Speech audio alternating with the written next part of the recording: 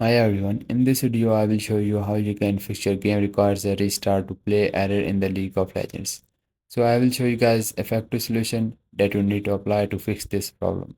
So first go to the Windows Set tab page, the services, and the services will appear on the top. So you have to just simply open it. And guys, once your services was open here, you just need to search for the service name VGC.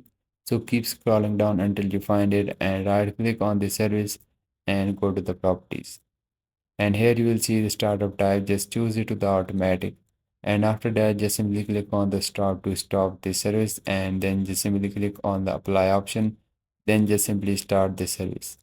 After you start it, you have to just simply click on the OK option you are seeing here, and then you have to simply restart your PC.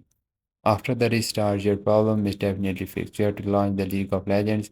And if yes, please don't forget to like this video because this is only motivation for me. And I will see you guys in the next video.